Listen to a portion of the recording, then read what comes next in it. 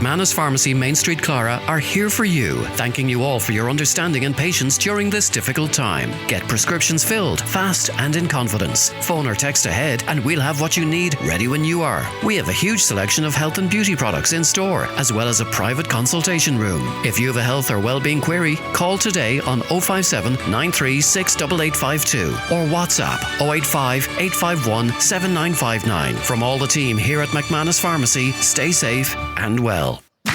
Broadcasting live from the little town of Clara, County Offaly, it's What's the Story with Lloyd Bracken.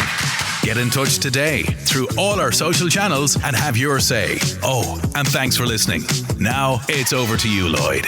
What's the story? Unfortunately, despite significant efforts and large-scale investigations down the years, we have not been successful to date in recovering Fiona. Fiona Pender, a 25-year-old model and hairdresser, was 7 months pregnant when she was murdered in August 1996. The Pender family from Connolly Park, Tullamore, suffered huge pain. Before Fiona's murder, they had already lost a loved one. Fiona's younger brother, Mark, was killed in June 1995 when his motorbike hit a lorry near Killy, just south of Tullamore. And the loss of Fiona was not the last tragedy to hit the family. Having murdered Fiona, her killer set in train a series of events that 4 years later would lead to Fiona's father, Sean, taking his own life.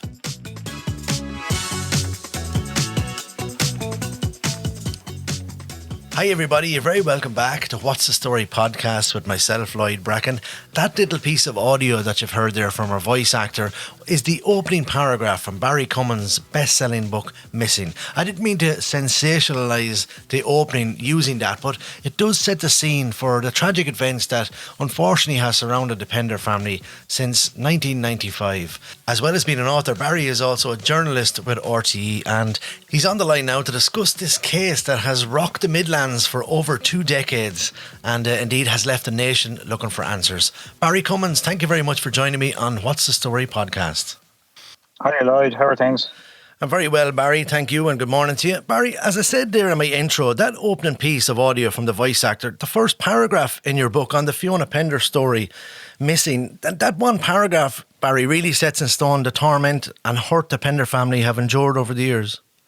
It does indeed. And I mean, every missing persons case is tragic, and especially a missing persons case where a murder has been committed. But in Fiona's case, there are so many other sad elements, tragic elements to her disappearance, to her murder. The fact that she was 7 months pregnant and the fact that the Pender family had already lost Fiona's brother, Mark, and then her dad, Sean, dying 4 years after Fiona was murdered.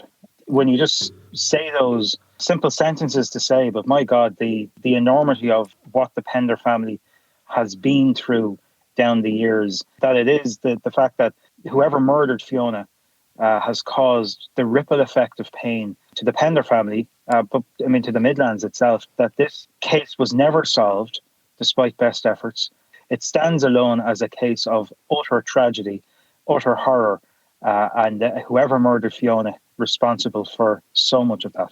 Okay, Barry, before we chat about the case, what can you tell us about Fiona Pender and her life before her disappearance in 96? At the time, she was just 25 and in the prime of her life.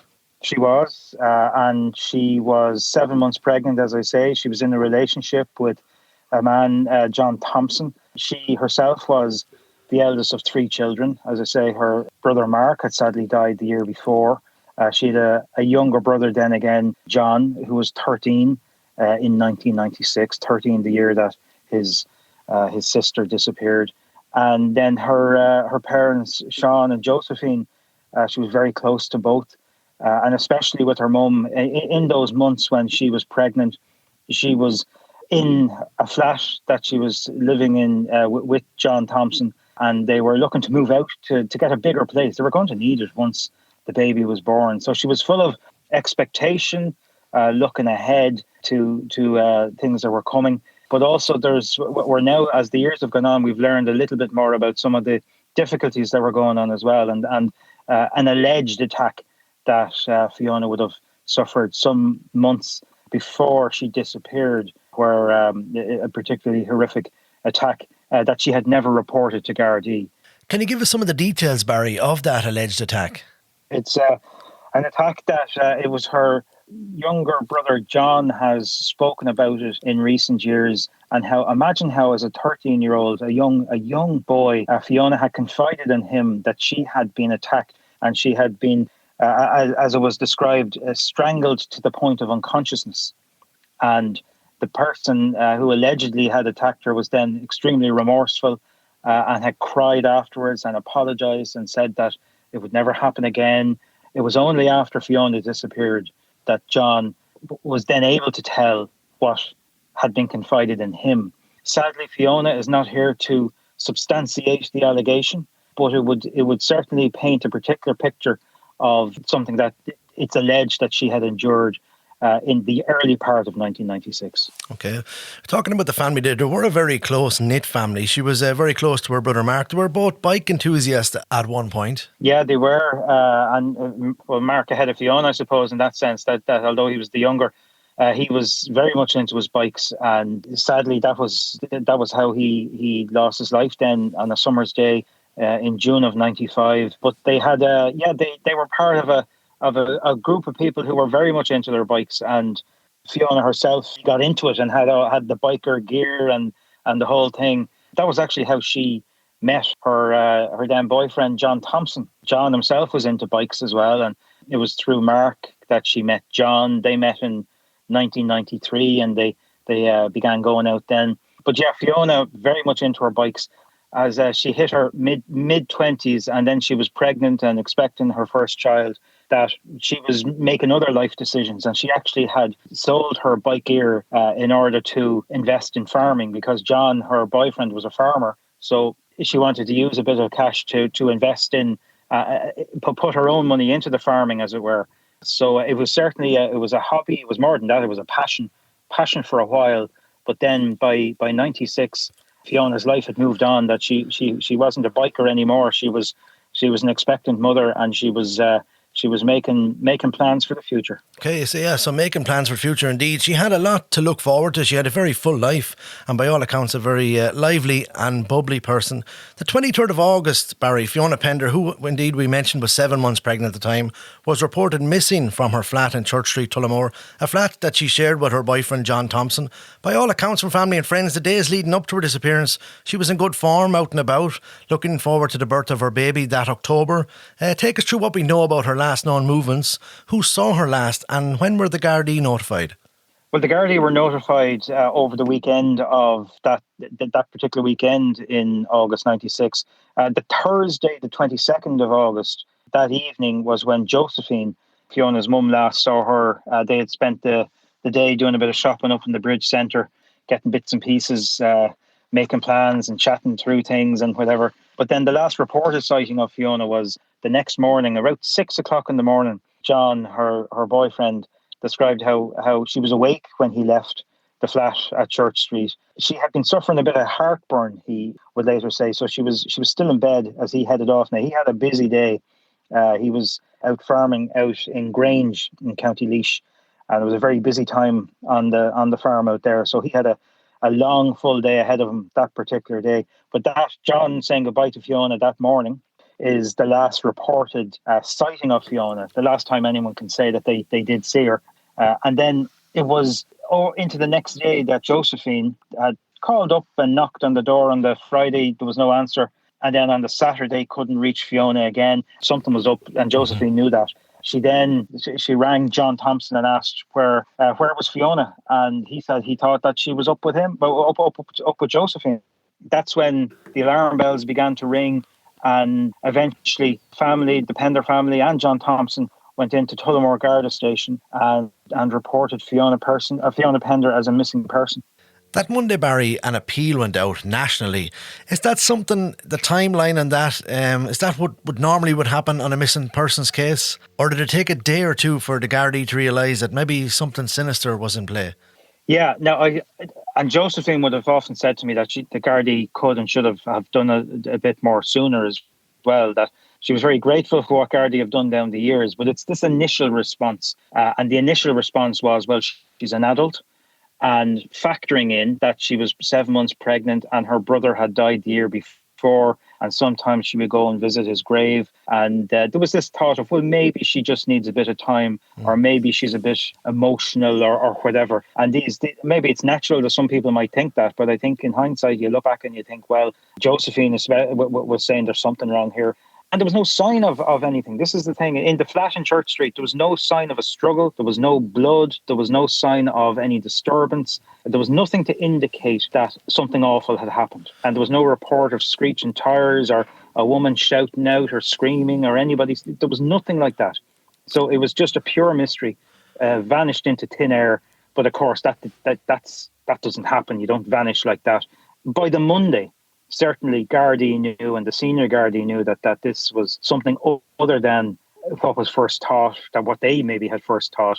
It went national and massive searches, massive appeals. But looking back, it's those first few hours or first few days, Lloyd, that the killer, whoever that killer is, had those days to hide Fiona's body, to maybe concoct an alibi or to convince other people they hadn't done something, or to spin a yarn or whatever. Those first few days, and I still think to this day, those are days that certain people must reflect on and know something, that particular weekend was when maybe the web of deceit was being constructed. And it's actually those first few hours and those first few days that still, I think, frustrate the Garda investigators. Okay, and the investigation we talk about there, headed up by Superintendent Jerry Murray, Inspector John Levy and Detective McDalton, amongst others, of course. The first protocol was the flat, but obviously no evidence of anything there. There was very little to go on from the start of this case for the Tullamore Gardaí. There was little by way of forensic evidence, little if anything. And I actually went into that flat years later with Josephine and Fiona's brother John, describing where the bed would have been, and then where the kitchenette is all in one room, one space. You have the kitchen and the bathroom just up to the side. Gardaí would have looked at that at the time. It wouldn't have taken too long to forensically examine, because it's one space, not a big space, but a space. And that was it. That was the starting point, because that was where Fiona had last been reported, where John Thompson had said that was where he'd seen Fiona that morning, that Friday morning. So naturally, that's where you'd start the investigation. And nothing to indicate anything from there. I mean, I suppose that's where that would be the centre of the circle, in that the last reported sighting, and that's where she was living. And then you wonder, which way did she go, or which way was she taken when she came out? Did she go out the front door and turn right or left? Was she brought out and turned right or left? Was she taken out the back of that flat complex? This is where the mystery is. Because by that flat itself is situated in Church Street, Tullamore. That's a busy part of town. And it was a Saturday morning, albeit it may have been early, but there was only 2 routes at the time. I know there's only 1 now. 2 routes at the time that a potential suspect could have taken. I mean, it's a 3-minute walk from the Garda station in Tullamore as well, but no sightings of Fiona at all leaving that flat in Church Street, either willingly or she was lured. Yeah, there's not at all. And I would have walked up and down that street many a time, and in the weeks after Fiona disappeared, I would have done it, because I was working in Midlands Radio 3 at the time, and just starting off as a journalist, and this happened just as I was arriving at this awful event and this disappearance. And I would have found myself walking up and down, scratching my head in a sense, trying to, maybe like many other people, trying to figure out what happened here and where could the answer be. And I just remember that. And so I kind of know the geography from back then, and I know it now. But in simple terms, the theory was always, I suppose, if Fiona was forced out of that flat or enticed, she could have been taken right then, which is away from Tullamore, and out towards the turns for Portarlington and further down into County Laois. If she'd been taken out and turned left, it's right slap bang into the centre of Tullamore, a minute away. So you might consider that it would be the quieter place she might have been taken or brought. It would seem logical that if somebody had planned it, or even panicked and did something and then was trying to bring her away, that they go the quieter route, which would then bring them away from Tullamore, start heading south, east and south, as it were, and towards County Laois. Numerous searches took place around Tullamore days later, Barry. I know this was a huge operation for Tullamore Gardaí, probably the biggest that they have ever undertaken to this day. How extensive were the searches around the time of the initial disappearance? The searches were, when they were extensive, and then they were done again. And I remember Jerry Murray, the former superintendent, describing to me how the canal was searched and other places, and they'd be combed through, and the searchers would say, "There's nothing here," and he'd say, "Well, thanks for searching. Will you do it again now?"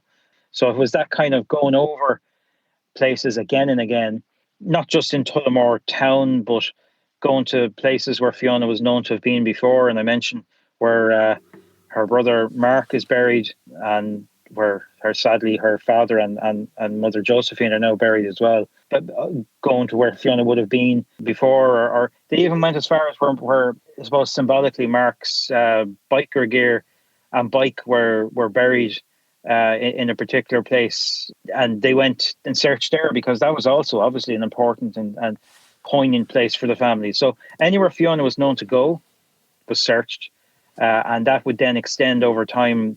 It was in County Offaly, County Laois, and one or two other counties as well, and even beyond over in London, because Fiona and John Thompson had been to London. They'd lived there for about 4 months in late 95, early 1996 in Croydon in London.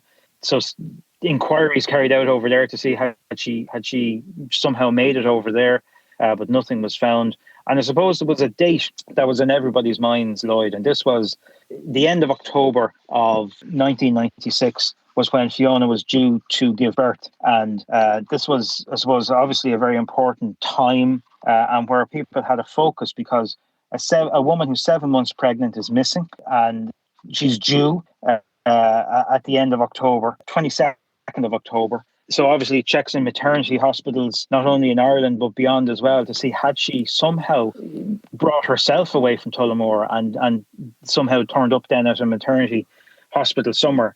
But of course, that didn't pan out at all, because although it was a theory that had to be followed, it wasn't what happened. Somebody murdered Fiona in August 96, and in doing so murdered her unborn child as well.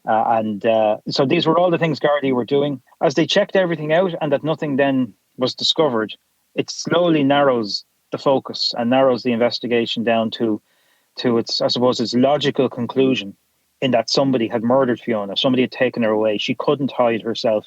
Although she would have been entitled to go wherever, she didn't do it. And then factoring in the information that would later come, which is obviously suspicious of an alleged previous assault, it brings Gardaí to where they are. It's still to this day the suspected murder of Fiona Pender.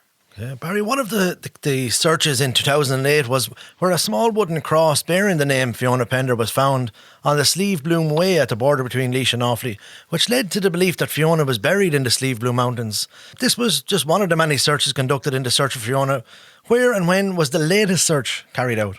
Yeah, well, that particular cross, as you mentioned, was obviously, that was at the time was a very big deal, and people wondered, was it some type of message of contrition or whatever from somebody trying to point Gardaí in the right direction?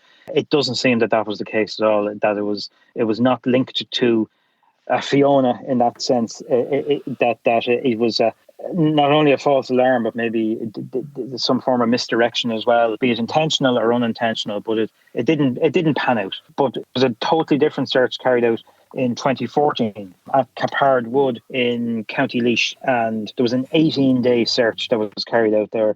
And this was because of new information that had come in relation to a person who would be a particular suspect in the case, a person who would have been arrested back in 1997 in connection with the case. And then new information had come to light to Gardaí about this man's movements and the fact that he had allegedly had knowledge and had visited this particular place in Capard Wood, and that based on his demeanour and whatever else when he would have visited there, that it seemed that it was a place, another information Gardaí had, that this was a place that could be the answer. And it was assessed, and it was a part of a forest with very tall trees in 2014. But when Gardaí went back and checked, that those trees were just young saplings back in 1996. And the theory was that perhaps this newly planted little bit of forest might have been the place that somebody might have chosen to bury Fiona, and so that it would be extremely difficult to ever find her then, because the trees would then grow. And it was assessed, and in an 18-day search, Lloyd, those trees were levelled. It was a very methodical search, inch by inch, digging in this area. But there was a lot of expectation, because I suppose Gardaí know more than they say always, but that's the way. But they seem to have they were putting a lot into this. It was an extremely professional search with all the proper equipment and proper experts and the whole thing. But after 18 days, it was clear that there was nothing to be found in this location. And Josephine Pender and her son John, the two remaining members of the family at that stage, visited all the searchers on that last day, and they thanked them individually, one by one, went up to each and every one of them and said thank you for the work that they'd done. Cold weather up there in that wood for 18 days, and the men and women up there had done such massive work. You can imagine the disappointment that the Gardaí would have felt at that stage, and the other searchers. But I think that's a mark of the Pender family, that they went up there and they thanked each one by one. And the incredible upset for the Penders at not getting an answer, but also not only grateful, but very respectful of the process that what the Gardaí had done. There's one particular thing that I suppose helps in the case purely by chance. But Fiona had a traffic accident previously. As part of that, she had a metal pin inserted in her arm, and that metal pin would still be in her arm. And whenever Gardaí are searching now, they will obviously be using metal detectors as well. That pin in Fiona's arm might be the thing that is suddenly detected someday in some search somewhere. And I think it's very important to think about that and focus on that even as time has moved on, that it's something that one day could be of great assistance to Gardaí, and purely by chance that it happened. But the fact is, wherever Fiona lies, there is that pin still, and maybe that will be one day what will help to focus a search in a particular area. Barry, we said in 2008 that small wooden cross, whether it was left maliciously or not, it would seem like it was a malicious hoax. Do you think a huge case like this can attract bogus tip-offs that has been seen in other major criminal cases? It can attract the bogus. Sometimes the people who are trying to throw the scent in a different direction for whatever reason. It can also have people who, with the best of intentions, are trying to help and firmly believe that they know the answer. And it's not for me or anyone else to say that's, I don't know the answer. So I listen to everything, every possible theory. And you will find that, and that's the thing, you're trying to encourage people to come forward. So I would never discount anything. I'd go through it and listen to it and consider it. But I suppose this case is, just like many others, will show the human mind as well. And one example is, and the difficulties that we all face in terms of memory. There was one woman, when Fiona disappeared, was absolutely convinced that she had met her and spoken with her the Friday, the 23rd of August, because she had met her, she'd spoken with her. It was in the Bridge Centre, but it turned out that it was the previous day, that it was the Thursday, and was when Fiona had been in the Bridge Centre. And it was purely because of a receipt from Dunn's that Gardaí were able to go back and find it and say, no, you did meet her, but it wasn't on the Friday, it was the Thursday. Okay. Because had that woman met her on the Friday, that would have been the last reported sighting, and that would have put her in a different place other than the flat. And it would have put a totally different focus on searches thereafter and whatever. I think people want to help. And I know in Fiona's case that there are people who have a little bit of information, and I think part of the problem sometimes is they might assume that Gardaí know it or they have it. They might know a good bit, but put it like this, if they knew it all, it'd be solved. Mm-hmm. They don't know it all. I think they have a good bit of the picture or the puzzle at this stage, but I still think there are people now, maybe people in their 40s and 50s at this stage, who would know a little bit more information now than they've ever said. And I think they're the people who maybe as they go on and they have families of their own and they just enter a different period of their life, in a sense. I think I'd say now there's still people in the Midlands and beyond as well who sometimes maybe don't sleep too well. Well, let's hope somebody does come forward indeed. Barry, on Thursday, 24th of April 1997, 5 people were arrested, 3 women and 2 men from Laois and Offaly. They were held under Section 4 of the Criminal Justice Act, but released without charge. You spoke to Josephine Pender after that time she got the news that these 5 people had been released. It was more hope dashed for the family. Yeah, it was. I remember that day. Again, I was working with Midlands Radio, that day. I remember walking around from the radio station up to the Garda station a couple of times and looking for the latest news. And there wasn't really any news. After it was confirmed that 5 people had been arrested, as you say, 3 women, 2 men, there was this, I suppose, an expectation. Was this it? Was there an answer? And it was coming in April 97, so 8 months or so after Fiona had disappeared. And certainly, obviously, Gardaí had enough information to warrant arrests at that stage. I suppose, like me, like so many other people, were wondering, was this it? And imagine, I mean, we're on the outside wondering, is this it? I mean, can you imagine being on the inside? Imagine being Josephine, Sean, or their son John, or anybody else being told that there's arrests in connection with Fiona's disappearance. Not only that these people are being held on suspicion or in relation to the murder of Fiona, and waiting all that day for news. And then at the end of it all, and I actually remember seeing people I would later come to recognise as detectives from Dublin, that they had brought down these members of the National Bureau of Criminal Investigation to carry out the interviews with these 5 people, 5 separate interviews. So they had the professional interrogators, investigators, the national effort to try and solve the case. And on that day in April, it was all focused on the Garda station in Tullamore. But at the end of that day, those 5 people were released without charge, and the Pender family were told that, and you went from expectation to nothing, that there was no answer coming at the end of that day. And I remember Josephine saying to me afterwards how she was looking at her husband that day and how Sean aged then and how he changed. And that was 97. And in March of 2000, sadly, Sean took his own life. As Josephine would later say to me, the person who murdered Fiona had caused such devastation to her family and had caused what later happened. And the tragedy involved in this it speaks for itself. Absolutely. It's an unthinkable situation. Barry, was a motive ever established as to why someone would want Fiona Pender gone?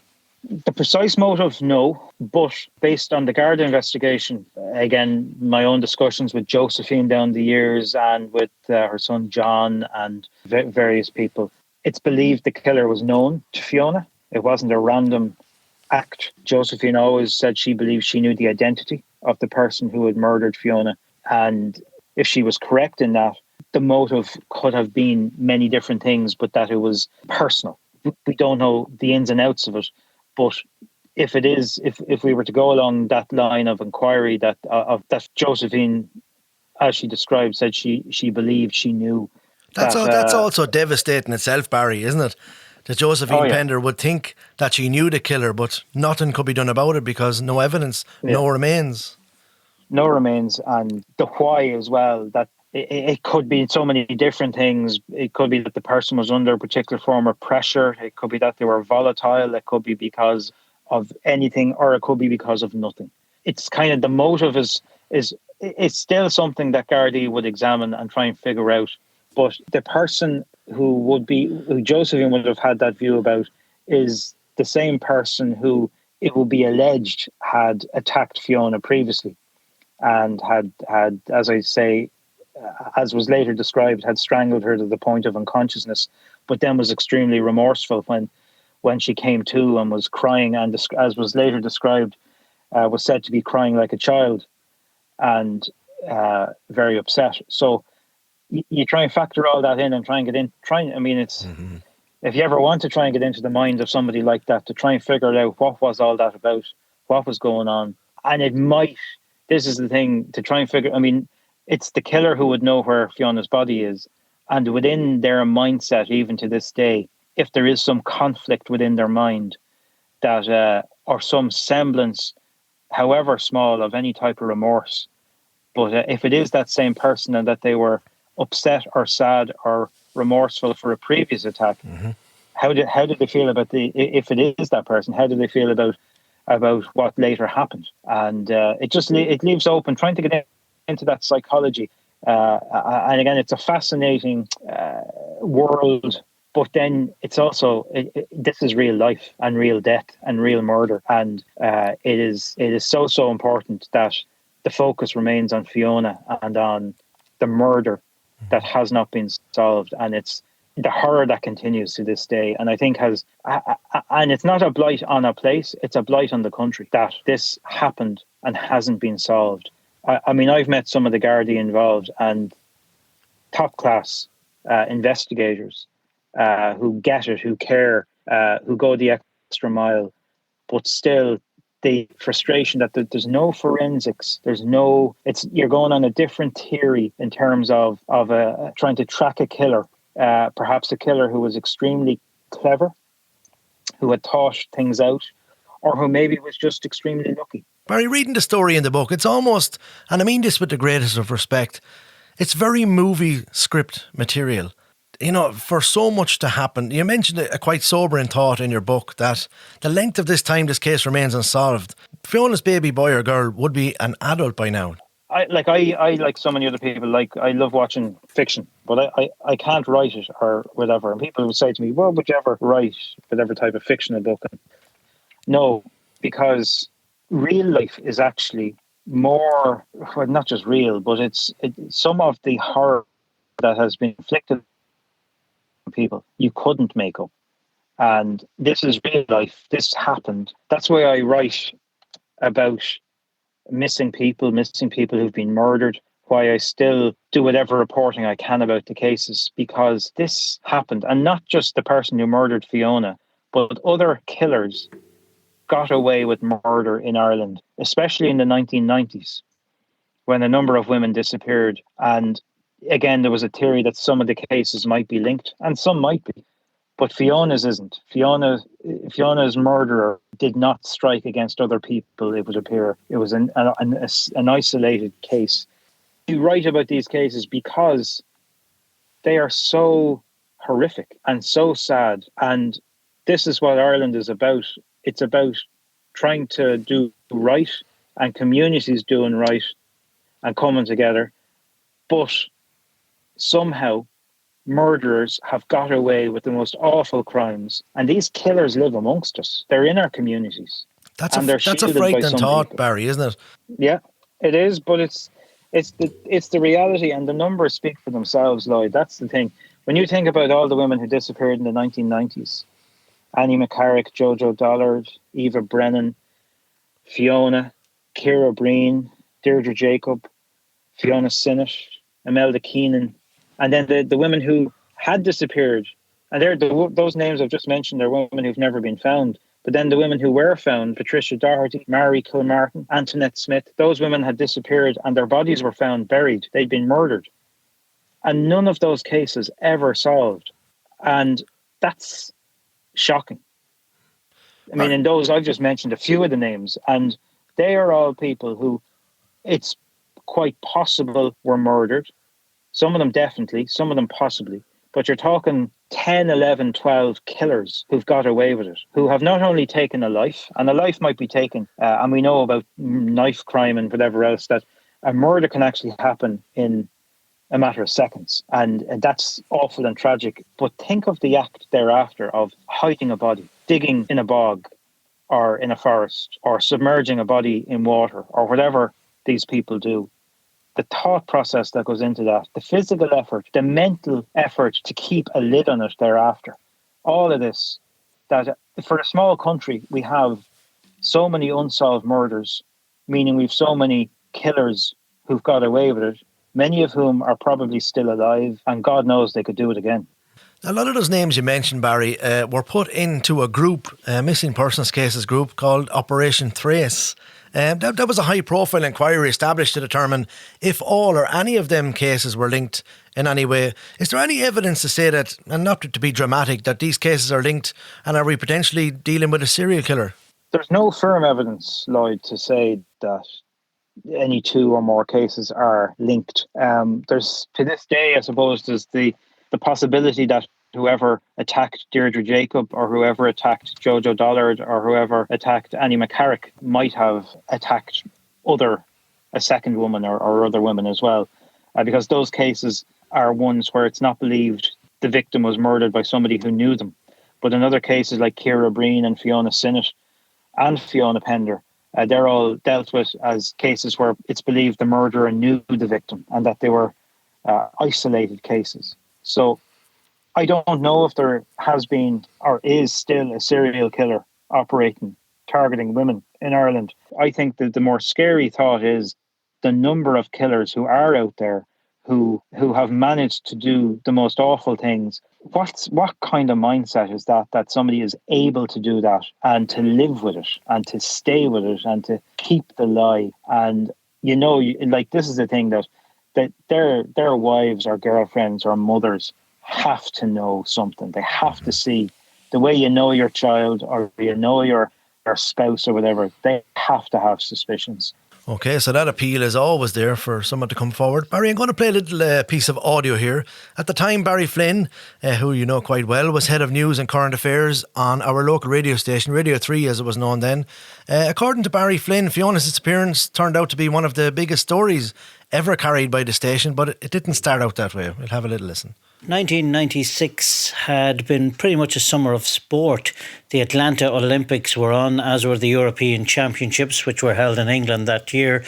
And of course, Offaly had been going well in the hurling championship as well. The Fiona Pender missing person story initially was not a big story on Midlands Radio 3 as it was at the time. A couple of reasons for that, no disrespect meant, but any news items in relation to missing persons, in relation to crimes or accidents, we had a very good working relationship with the guards around the Midlands at the time, and we tended to work together. So we would be in touch constantly with the various higher level Gardaí in all the local Garda HQs. Jerry Murray was the superintendent in Tullamore. I think Peter Wheeler was still the inspector there at that time. Fiona went missing over the weekend. We'd have a skeleton staff on the newsroom at the weekend, and the Gardaí would have a skeleton staff as well. So very often stuff that happened at the weekend wasn't always put out until the Monday. If you remember back, there was no social media in 1996 and there were very few mobile phones. So very often you'd get a call from a family on a Sunday or a Monday that somebody hadn't turned up home. Thankfully, in most cases it was somebody that might have went out on the Saturday night, went off to stay with friends, hadn't got a way of contacting home, and thankfully they'd turn up on a Monday, which of course wasn't the case in this situation. On the Monday, as far as I remember, possibly on the Sunday evening, we put out something about Fiona going missing. It was a pretty standard story at the time. Then, if I remember correctly, on the Tuesday or the Wednesday, the guards had got in touch with us and asked us to put it out again with some different detail in it. And I vaguely remember we thought this was a bit strange at the time, the wording that they were asking us to go with. But in hindsight, obviously, they had something in mind that we didn't know about. Over the time then of the missing persons case, for many months after it, and in fact for many years after it, we would have had interviews both with the guards and with the Pender family. Josephine would have obviously been in touch with us quite a bit, Fiona's mother. We were also present at various searches at different locations around the Midlands as well. But as you know, it never came to any light. The radio station also interviewed John Thompson at the time. He came to the station and did a live on-air interview in which he was very critical of the Garda investigation into Fiona's disappearance. But as I say, I know many guards who went to their retirement, some indeed who went to their grave, regretting that they could never solve this crime. That was Barry Flynn there. Barry was head of news at Radio 3, as it was known then, back in 96. Barry Cummins, Barry Flynn mentioned there that John Thompson was very critical in the investigation, publicly of course, and he wrote in, or was certainly interviewed by a few newspapers back then. What is your take on the criticism that John Thompson laid out for Gardaí, and have you ever spoken to him about this? I would have spoken with John Thompson in 2002 when I was researching the book. Missing. He spoke with me, we had a chat, but he said he wouldn't be doing an interview. He believed the Gardaí had made mistakes in the investigation and had followed things that they shouldn't have done, or he said many mistakes had been made early on.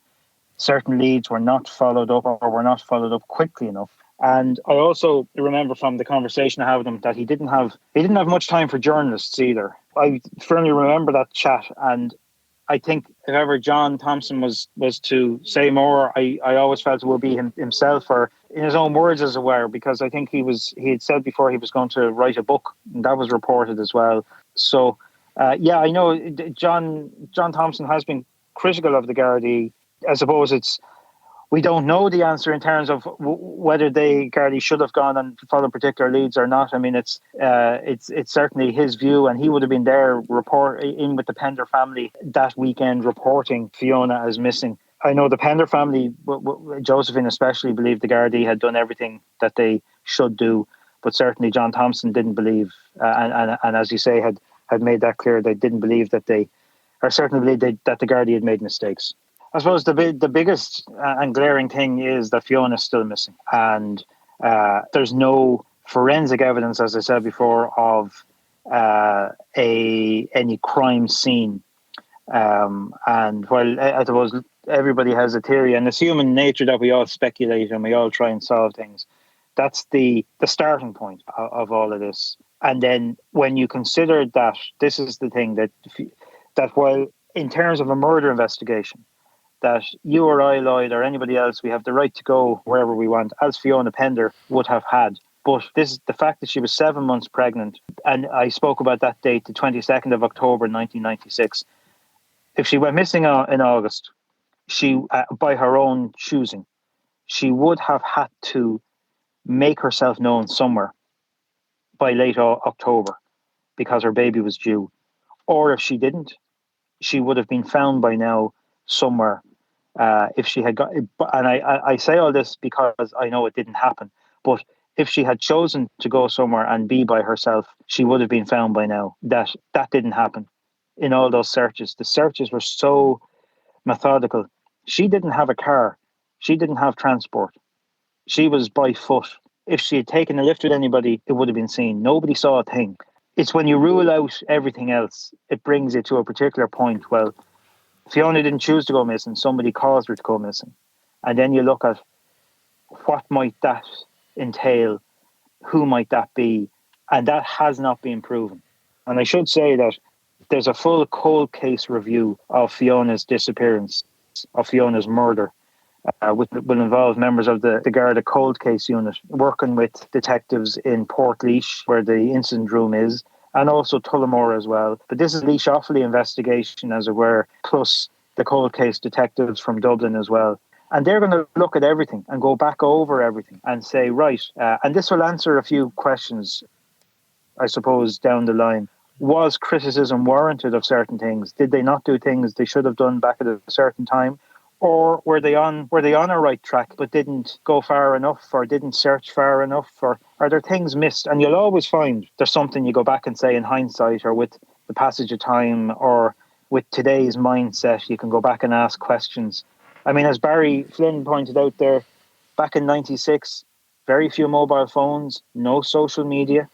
Here we are chatting over a new form of social media now, Lloyd. It's a thing we couldn't do 25 years ago. The world has moved on in so many ways, but for everybody involved in Fiona Pender's case, in whatever way, shape or form, the world has not moved on. And I would still hold out a hope that at this stage, maybe for everybody's sake, that we get the answer. Barry, a number of years later, Gardaí would travel to Canada to interview a suspect. What can you tell us about the circumstances of that? Yeah, this particular suspect was somebody who would have been in the Midlands back in 1996, would have been from the Midlands and would have moved to Canada. The information surfaced, as it were, because this man was married, was living in Canada with his wife and the two children living there in Canada. But the allegation that his wife made was one of assault. It was alleged in a trial then that this man had attacked his wife while she was sleeping and had videoed it on a number of occasions, had allegedly assaulted her. And videos were obtained, were found, were shown to the judge, and that these were all allegations. But certainly Gardaí were very aware of this and very focused on this because It was somebody who had been part of their inquiries in relation to Fiona's disappearance. And it came out in the trial in Canada. The woman who alleged she had been attacked said that this man had said to her that something to the effect of, you know what I've done before, and I do the same to you, or some words to that effect. So this was obviously something that Gardaí had to look at and still do look at. But what happened at the end of that was it wasn't a jury in that trial, it was a judge who made a decision. Let's say a one-judge court, as it were, in Saskatchewan in Canada. And that judge made a ruling that based on all the evidence that he found this man not guilty of the alleged attacks on his wife. The videos were there, but the man who had been on trial had said that his wife had consented to the videos being made and knew they were being made. I suppose it was one person's word against the other, but that the judge chose to believe the man who was alleged to have committed these attacks, and he was found not guilty.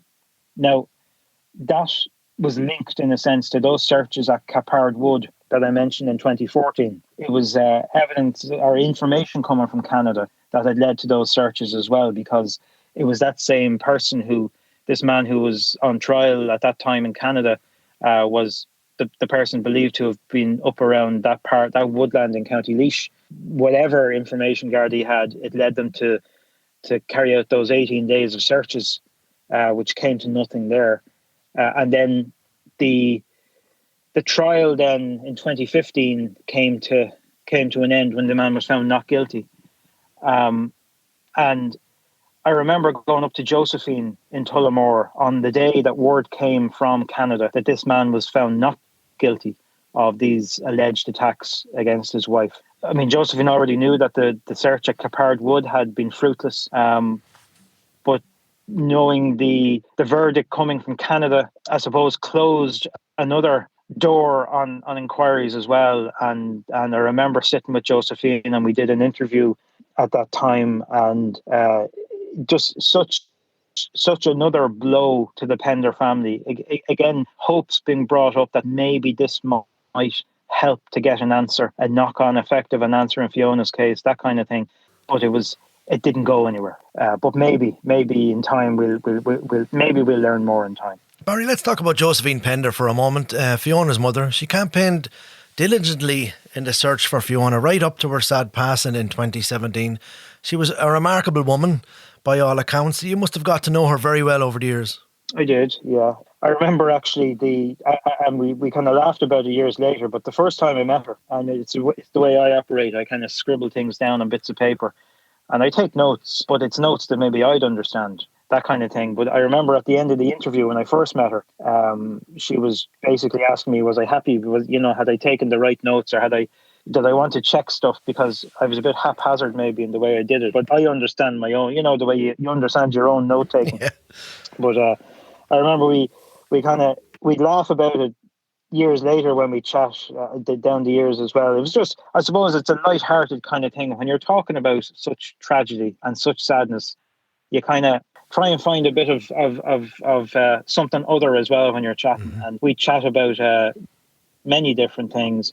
And Josephine was a grandmother as well. Her son Mark had a little boy before he passed. Before Mark passed, he had one child, and then many years later, John, her other son, and his partner had a family as well. So Josephine got to hold another grandchild as well, and these were things that brought her great joy amid everything else. And she also helped others. And this is a fascinating thing about Josephine, is that she helped other families of missing people. And when you think about it, everything she had to bear mm-hmm. and get through and deal with and get her hopes up and then have them dashed many a time. But she actually counselled and helped and supported other families of missing people. And they know around the country, they know themselves the help she brought them. Her dignity, her strength is something that's incredible, but her dignity as well in the face of all this publicity. And other families have got answers down the years in their cases. Josephine would have seen that and would have been so delighted to see families getting answers. And obviously she'd wish and would have wished the same. And that was her when she passed away.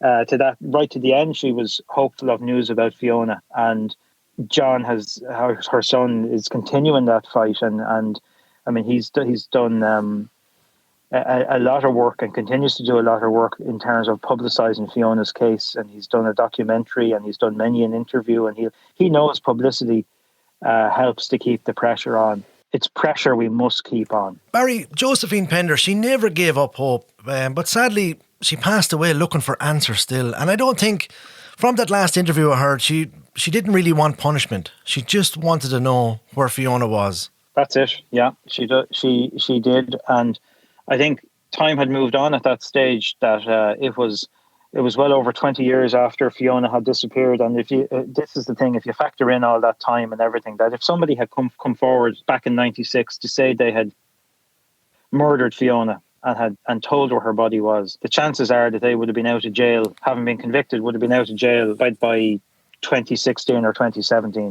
I think that would have been part of the mindset in what Josephine was saying, that whoever murdered Fiona is the person who has an answer. And that's why the appeal is to their better nature that they might have had, and to find it within them to give her back and to bring some solace. And it's to try and find that this is the thing that many a family of a missing person would say.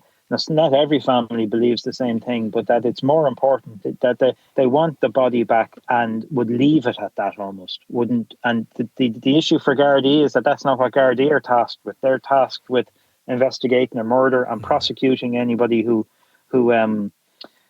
may be responsible. But I think many Gardaí as well, that this is the thing on a human level. They obviously know as well that the getting a body back for a family is the most important thing.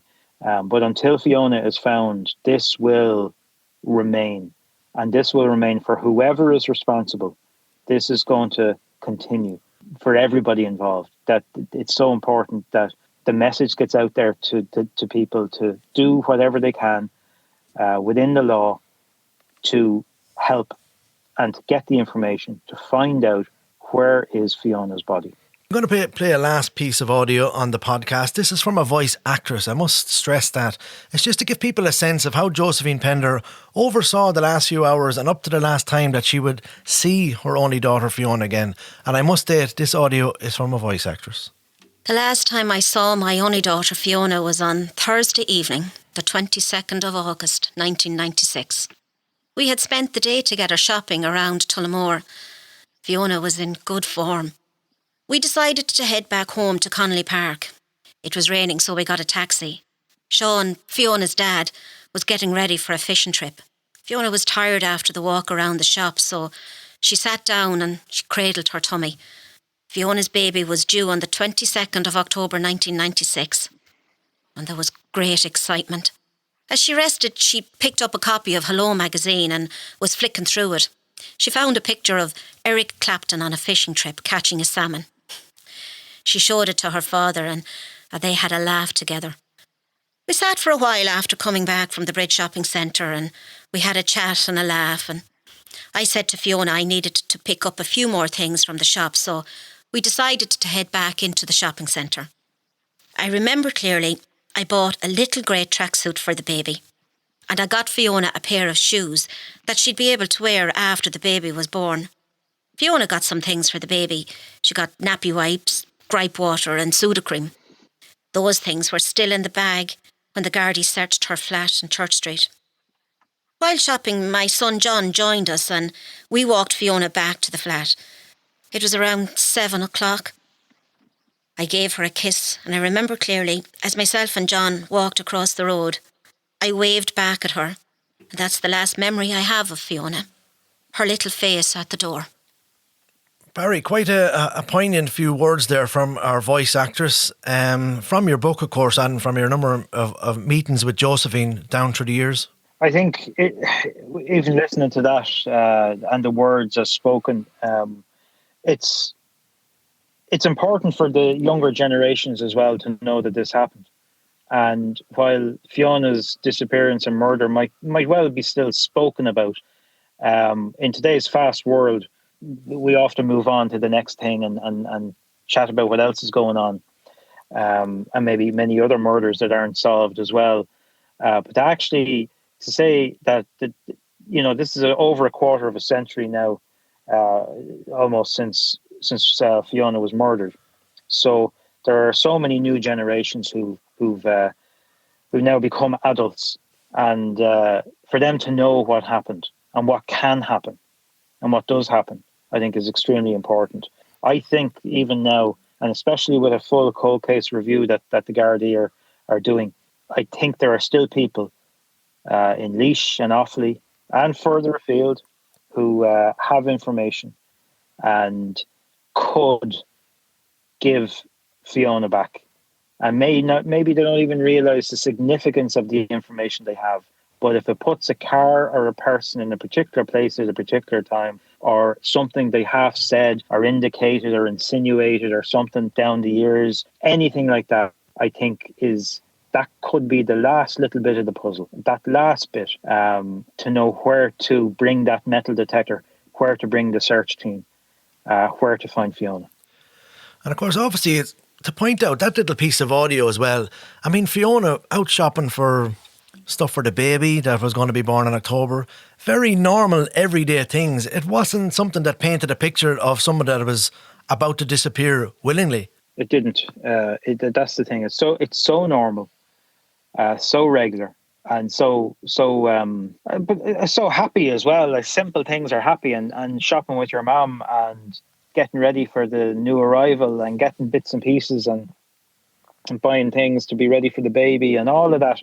And especially after losing her brother, after Mark's death in 95, where a new life was going to bring something different and a new outlook, and maybe looking ahead, and a little bit, well, certainly more than a little bit of happiness, but to bring a new perspective on life, all of that. And that was all taken away. Fiona's life was taken. Her unborn baby's life was taken. That's the case speaks for itself in terms of its upset. But I also think we need to keep talking about it as well, that it can't be forgotten.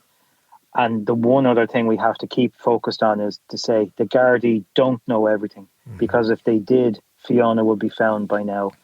They don't. They must have a lot of information, but they need more. Yeah, and that was one of the reasons for doing this podcast as well, is just to keep this case highlighted. Barry, in general, do you think the media does enough for the missing people of Ireland? Do you think, could they do more? We can always do more. And I start with myself. This isn't about criticising anybody. I do a lot, but I can always do more, and I should do more. And I think that's a good way to say, well, fair play, we've done this, but what else can we do? And this is the thing, Lloyd. I mean, there's other murders of people who are missing that could be spoken about. There's so many cases. The media are very good now in terms of focusing on missing persons, but we can always do better. Politicians, I think, are quite good, but they can always do better.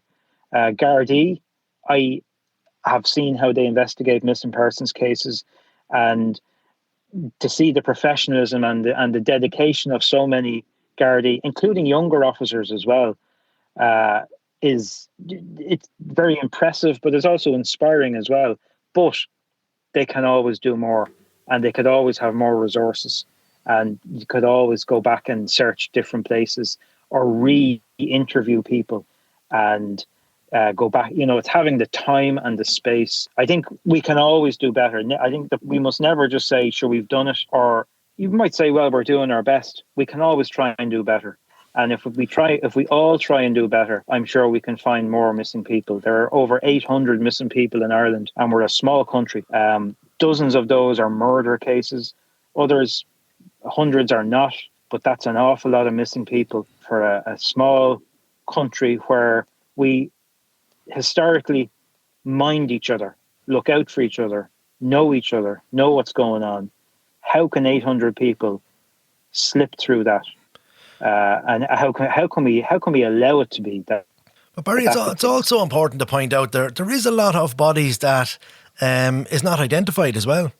That's true. Yeah, And we don't know how many there are, Lloyd, either. Like I've done research, and it's taken me 25 years to come up with the kind of the most comprehensive list that I can come up with, which says that there are 17 bodies that I know of which are unidentified. But I can tell you that there's a lot more because I don't know the full picture. Nobody seems to know the full picture. The Gardaí don't. The Department of Justice doesn't. Coroners around the country don't. And there's an historical thing here in that a coroner in any part of the country might not be aware of unidentified bodies in their own district that might be from 20 or 30 years before. And that there's been, there would have been a paper trail that was then lost before things were digitized and whatever.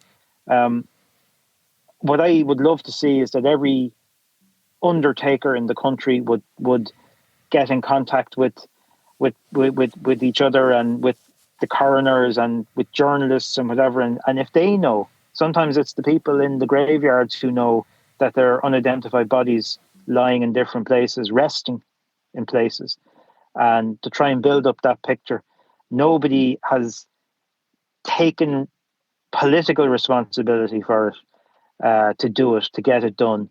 And that's a reality. It's not a criticism. That's a reality. Nobody has done it. And I am urging whoever to say, let's do this. Let's try and find a way to find out how many unidentified bodies, because those 17 could be from that 800 that are missing, that where you could get DNA and you could solve cases. It's trying to join up the dots. And that's why I keep, we can always do better. And as long as there's even one unidentified body in this country, we can certainly do better. And Barry, that wouldn't seem like a difficult thing to do for the Minister, Helen McEntee, to have a centralised approach to all these unidentified bodies. Barry, you've reported on these missing cases throughout your career, but why write the book? Is there a personal interest anywhere? No, it's a professional interest, but it all becomes personal after a while. When you meet a family, when you get to know someone like Josephine Pender, or many other families, you don't leave it. It's not just a story that you move on from. It's a story that continues. And I wrote the book because I had access to the information and the Gardaí and the various people, so I had it. And I think a book is good because it's a more permanent record, in as much as anything is permanent these days. But the book lasts for a good few years, so it's there for people to get, to read, to digest, and to maybe help with cases. So it's something that, and I suppose with Fiona's case, Fiona Pender's murder was the first missing persons case that I ever reported on. It was basically the first news story I ever reported on as I was starting out in Midlands Radio, in Radio 3. I've kept with it, and I've kept with missing people. And I find I can help in some of these cases, and I have managed to help get some answers for families. It's just something that's become part of what I do now, because it's not something you just can leave behind. It's you become a bit driven to do it. So I'll continue to do what I can to help missing persons and their families. As long as I can still write or still talk, I'll be doing it. Barry, just to mention, there is now a permanent reminder of Fiona Pender in the form of a sculpture designed by her brother John, situated along the canal in Tullamore. This case has obviously had a profound effect on the Pender family, Barry, but also the people of Tullamore and surrounds. Yeah, it has. It's something that stays with everybody. The community, with the generations in Tullamore that are local, and you could go to the furthest part of the world, but if you're from Tullamore or from outside, if you're from Offaly, if you're from Laois, you'll have some knowledge of the case, and you will have heard different things, and that. So it's stayed with everybody. I mean, Tullamore Gardaí have investigated other cases. They've solved murder cases going down the years, but the disappearance of Fiona was the biggest ever Garda investigation in County Offaly. And it remains unsolved, and I think that sticks with everybody. That despite best efforts, Fiona hasn't been found, and I think the approach of Gardaí is right in that they don't say, "Well, we've done our best. That's it." they say, well, we did our best, but we need to try and do more now. And that's why this cold case investigation that's going on, I'd hold out a good bit of hope with this, because it's the best chance yet, I think, to find Fiona. Barry Cummins, I really appreciate you taking the time to join me on the podcast today. Your book is called Missing, and it's available in all bookshops and on Amazon. It's a great but sad insight into the struggle for many families out there missing loved ones and looking for answers. Barry Cummins, thank you very much. Thank you, Lloyd. That's it, everybody. Thank you very much for listening to What's the Story podcast this week. That was indeed my 40th episode. So thank you very much to all the listeners so far. And indeed, thanks once again to Barry Cummins for shining a light on this, I suppose, since the start of his career back in Midlands Radio 3. Lastly, I'd just like to thank the people who helped me put this podcast together. Barry Flynn for his report earlier, and also the voice actor and voice actress who was very willing with their time, and it's much appreciated.